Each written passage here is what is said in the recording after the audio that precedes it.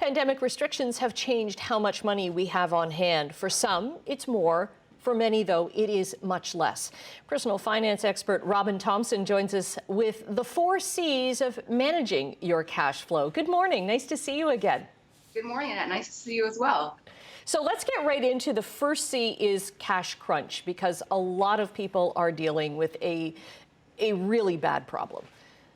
There's no question, Annette, that there's been many Canadians across the country that have had significant cash flow problems during this period of the pandemic. So the first thing that you're going to want to do if you find yourself in this situation is, number one, make sure that you are taking advantage of all of the government benefits that are available to you. So go back onto the Canada government website, look to make sure for the EI qualifications for the Canada Recovery Benefit and also the Canada Recovery Sickness Benefit. So first thing, make sure you're taking all of the money that's available to help you.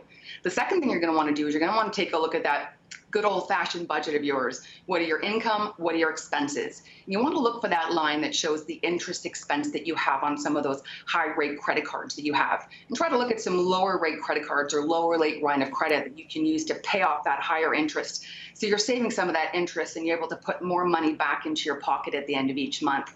It's a difficult time, so it's about stretching that money that you have, deferring payments if you can, reducing interest payments if you can, and making sure you're taking advantage of all that excess or extra slack you can get from other places.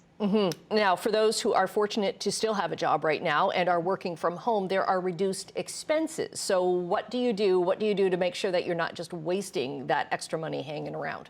And that's it, Annette. It's like you don't want to waste the extra cash flow, because now if you're working from home, you haven't had a huge change in your income. In fact, most people have seen an increase in their cash flow on a monthly basis. Don't let it just sit there. Use it to the largest advantage that you can, or make sure that it's doing the most work for you. So here's a couple of things you want to look at. Number one, take some of that excess money and put it into a tax-free savings account. Remember, tax-free savings accounts are exactly as they sound. Any growth on the money comes out completely tax-free on the other side. So if you were to put money in a tax-free savings account this year, if you've never contributed, you can put up to $75,500 per person. Sometimes when I have clients come into my office or I speak to people, people tend to think you should put a tax-free savings account in an actual savings account. Let me tell you about this. So generally right now, about the top rate of the banks, about 0.05% in interest in the savings account. That's not a rate of return. So you're going to want to sit down and look and see, where can I put a higher equity tilt or a higher, more growth tilt within the tax-free savings account to have it grow at perhaps 6 or 7%. So you're taking a higher amount of money growing inside the tax-free savings account.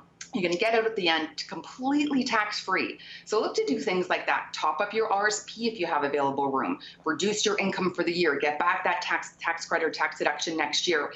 And look to do some prepayments on your mortgage. If you've handled your credit cards, you put money towards your investments, now put some money towards the principal of your mortgage. Increase the amount of equity you have and reduce the amount of interest expense you have. So use it to your best advantage, as you mentioned. Now, the third C is cash taps. So lots of people right now, they may be thinking about retirement a little bit earlier. What do you do? Where do you get that? Where do you turn on that extra money? That's the thing, Annette, is that there's so many tabs, right? You can turn on the RSP tab, you can turn on the tax-free savings account tab, you can turn on the pension tab. If you're retiring in a pandemic, or you're retired in a place like this where cash flow is uncertain, you want to make sure that you're looking at all of the available tabs, as we say, and understand where the best place to take the money is. So a couple of things to look at would be, where are you going to have the best type of after-tax income coming out? So, should you take from your tax-free savings account first, your RSP? I generally tend to take a look at CPP right now. So if you're at that place where you're retiring and you're looking at taking Canada Pension Plan, you paid into it throughout your working life, look to see if you can defer that. And here's why. So if you take CPP at 65, you will take your normal unreduced pension that you would have accumulated during your working years. But if you can delay it, you can earn 8.4% each year all the way up until 70, for a whopping 42% more in Canada Pension Plan payments at 70. So what that means is you're deferring some of that risk of having to generate money off your portfolio to the government, because now they're going to give you an indexed larger pension by 42% for the rest of your life that could help you along the way later down the years with any unexpected expenses. And it's indexed. So really look at it to take advantage from. Okay, the last one, and we've run out of time, is cash conservation. Pretty obvious there, but we're going to direct people to your websites and social media sites on our website, chch.com. Robyn, always great to talk with you. So much great advice. Take care. You too.